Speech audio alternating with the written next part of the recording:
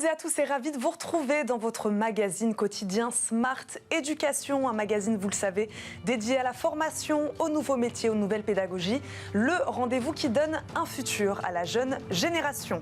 Les mathématiques en berne depuis la réforme du lycée, sortie depuis 2019 du tronc commun d'enseignement. La part des lycéens ayant abandonné totalement les mathématiques ne fait qu'augmenter. C'est le résultat de la dernière étude du ministère de l'Éducation nationale. Plus inquiétant encore, entre filles et garçons, l'écart se creuse de 19 points en 2020. Il est passé à 25. Alors comment réconcilier les élèves avec les maths, mais surtout comment attirer davantage les filles vers cette matière? Réponse avec nos deux invités. Charles Torossian nous accompagne, inspecteur général de l'éducation, du sport et de la recherche et co-auteur avec Cédric Villani en 2018 des 21 mesures pour l'enseignement des mathématiques. Bonjour. Bonjour. Merci beaucoup de nous accompagner aujourd'hui sur le plateau de Avec Smart plaisir. Éducation. Charles Torossian. Anne Boyer nous accompagne également, présidente de l'association Femmes et Mathématiques. Vous êtes avec nous en visioconférence. Bonjour. Bonjour. Bonjour, merci beaucoup d'être là avec nous. Charles Torossian, qu'est-ce qui vous a poussé en 2018 à écrire ce rapport? Est-ce que le niveau des mathématiques des élèves vous inquiétait déjà à l'époque? Plus que inquiété. Je crois que c'est une série très très longue. Depuis 30 ans, les performances, notamment des élèves qu'on peut mesurer en fin de CM2, en fin de 3e, se sont effondrées en mathématiques, notamment en calcul. Pour donner juste un chiffre, les enfants de profs aujourd'hui ont de moins bons résultats que les enfants d'ouvriers d'il y a 30 ans. Puisqu'on va parler peut-être aussi des corrélations très très fortes qui lient le système éducatif et la performance.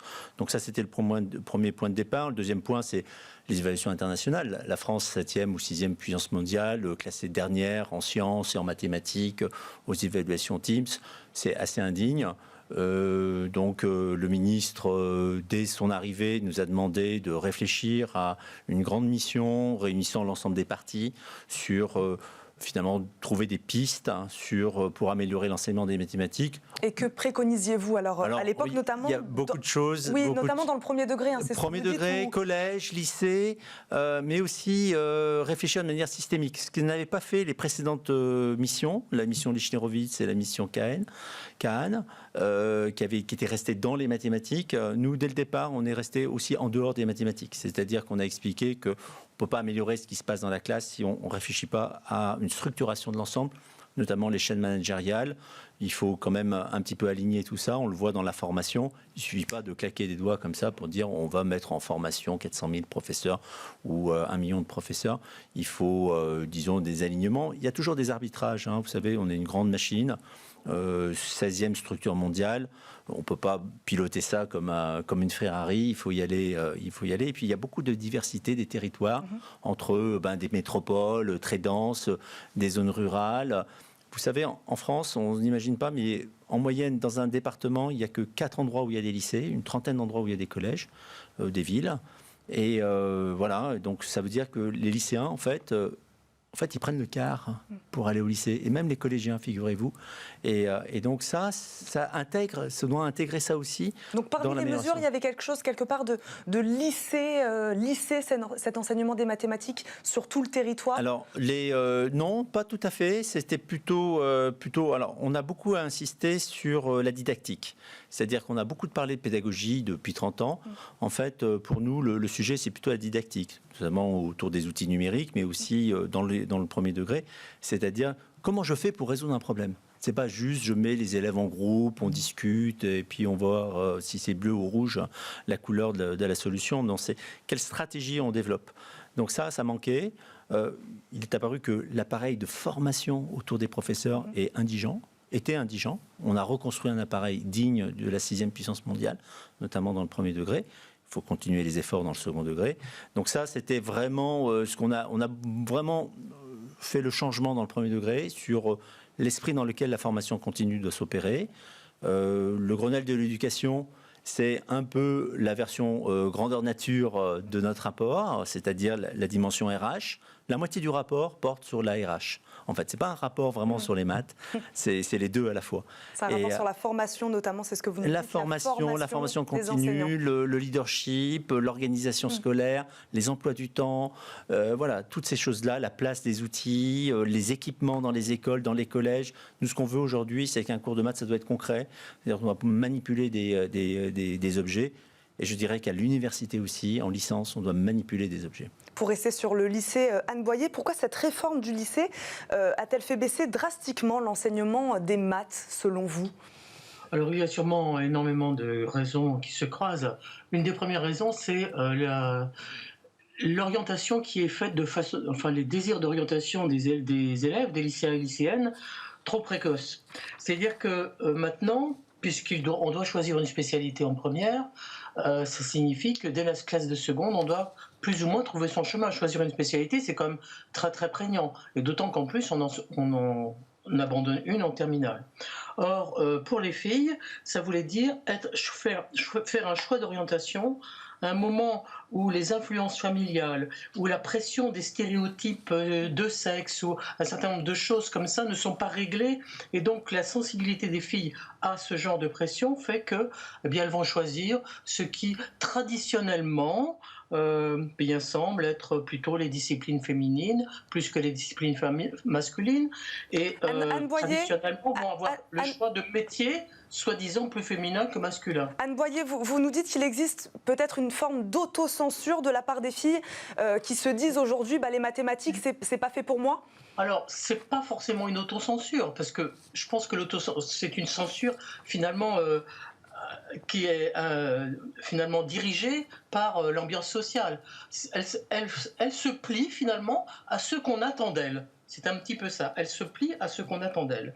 Alors par contre, il y a aussi quelque chose qui est, dans un deuxième temps, que l'on avait plus ou moins prévu, mais qui s'avère complètement vrai, c'est qu'à partir du moment où il y a une spécialité mathématique, qui est une spécialité de bon niveau mathématique, ce qui est finalement ce qui était aussi attendu, parce que M. Torossian a rappelé qu'on a de gros problèmes sur le niveau de mathématiques. Mais bon niveau de mathématiques, ça veut dire pour les élèves qui veulent faire des mathématiques de haut niveau, qui veulent aller dans des carrières scientifiques. Et une fille à cet âge, en général, celle qui, par exemple, choisissait de faire des mathématiques dans les sections ES avant, c'est-à-dire des mathématiques de niveau moyen, vont se trouver là confrontées à des difficultés que peut-être elles pourraient surmonter. Mais finalement, la façon dont on éduque les filles depuis leur naissance fait que si elles ne se sentent pas tout à fait performantes, elles vont se dire « Ah oui, c'est peut-être pas pour moi ».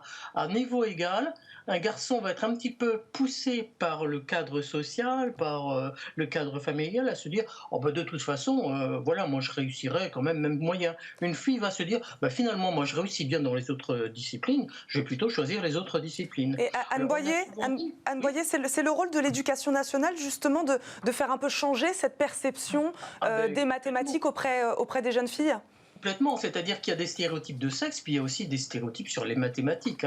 Les idées reçues sur les mathématiques influent évidemment beaucoup, à la fois d'ailleurs sur le choix de certains garçons, mais aussi beaucoup sur les choix des filles. Et c'est vrai que ce qu'il faut changer, c'est l'image des mathématiques d'une manière générale, de la maternelle, évidemment depuis la maternelle, et en particulier aussi au collège, puisque c'est là que maintenant se dessinent les orientations. Nous, dans notre association, ce qu'on essaye de faire, c'est finalement d'essayer de sensibiliser les filles de façon plus précoce, et encore plus précoce maintenant à cause de la réforme de lycée, c'est-à-dire que nous allons dès la classe de 3e, dès la classe de seconde, et on essaye aussi d'aller du côté des professeurs des écoles pour essayer de les sensibiliser à ça, parce que finalement, une petite fille qui est à l'école primaire, le premier modèle qu'elle a en face d'elle, c'est bien souvent sa professeure des écoles, parce que c'est une profession extrêmement féminisée, et une professeure des écoles qui, finalement de façon majoritaire, a elle-même eu quelquefois des difficultés sur les mathématiques, ou n'a pas trop aimé les mathématiques parce que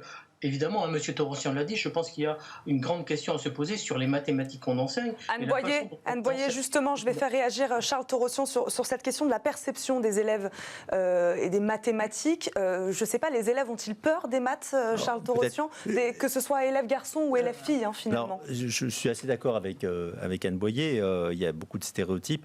Ce qu'on dit sur les filles, on peut le dire aussi sur les garçons. Ouais. Par exemple, je vois qu'il n'y a que 35 000 garçons qui ont pris SVT en terminale. Ils étaient quasiment 100 000 avant. Donc il y a une chute énorme, et donc ça correspond un peu à ce que dit Anne Boyer, et ça, là-dessus, on est absolument d'accord. Moi, j'arrive pas à la même conclusion. C'est-à-dire qu'avant, le lycée n'avait pas la capacité de réguler ça et de changer les choses. Nous, ce qu'on dit aujourd'hui, c'est que, en fait, il y a la responsabilisation des acteurs. C'est-à-dire que ce que dit Anne sur... J'ai le témoignage d'une maman qui disait en seconde, sa fille, elle aime bien les mathématiques, et son prof de maths, sa prof de maths lui a dit « Ah, ça va être dur. Ça va être dur, les maths en première. » Je suis sûr que si elle avait été un garçon, elle aurait dit « Il va falloir que tu travailles. » Donc il y a vraiment effectivement la responsabilisation des acteurs, que ce soit les enseignants dans l'orientation, la lutte contre les stéréotypes, et aussi les chefs d'établissement. Donc ces présupposés, il faut les lutter. Maintenant, on a les moyens. Charles Torossian, pour revenir sur la question, on parle de la réforme du lycée, qui a fait baisser en tout cas l'enseignement des mathématiques. Il faut les faire revenir dans le tronc commun, selon vous? Alors la question... Je veux dire, moi, je me suis exprimé librement là-dessus. Je l'ai écrit dans une tribune déjà. Le pari qu'on avait fait, c'était qu'il était possible de faire expliciter les mathématiques des autres disciplines, économie, histoire-géographie, sciences économiques, politique, etc. Il y a beaucoup de maths, si on regarde des maths comme outil, mais on peut réconcilier les enfants, les jeunes, avec le calcul, les pourcentages, aussi en économie. Force est de constater, ça c'est une de nos mesures, la mesure 9 avec Cédric Villani, force est de constater que on a un peu échoué. C'est-à-dire que je trouve que nos professeurs sont peut-être pas assez mûrs pour l'interdisciplinarité. Donc là, il y a vraiment quelque chose à revoir. C'est vrai qu'on avait fait un pari sur l'enseignement scientifique en disant que les mathématiques qui étaient présentes dans la physique, dans la SVT, étaient assez riches pour être explicitées. Voilà, bon, c'est peut-être dans une autre vie. Il va falloir sans doute remettre plus explicitement les mathématiques. Je le regrette, parce que si on regarde la somme des mathématiques qu'il y a dans les autres disciplines, elle est colossale. Et à chaque moment, on peut réconcilier. C'était vraiment un des axes importants de notre rapport. Donc oui, le ministre l'a dit, il va falloir repenser la place des mathématiques dans le tronc commun, ce qui permettrait au passage, d'une certaine manière, peut-être ce que dit Anne pour les élèves qui hésitent à prendre la spécialité, de rejoindre peut-être maths complémentaires en terminale, qui est une option, qui est très bien pour tout le monde, peut-être par un enseignement scientifique un peu plus musclé en mathématiques en première. Merci beaucoup à tous les deux d'avoir répondu à nos questions aujourd'hui sur la place des mathématiques. Charles Torossian, je le rappelle, vous êtes inspecteur général de l'éducation et du sport et de la recherche et co-auteur donc avec Cédric Villani, on le disait, des 21 mesures pour l'enseignement des mathématiques. Anne Boyer, merci aussi à vous de nous avoir accompagnés, président de l'association Femmes et Mathématiques. Merci beaucoup d'avoir répondu à nos questions et merci à vous de nous avoir suivis. On se retrouve très vite pour un nouveau numéro de Smart Éducation. À très vite.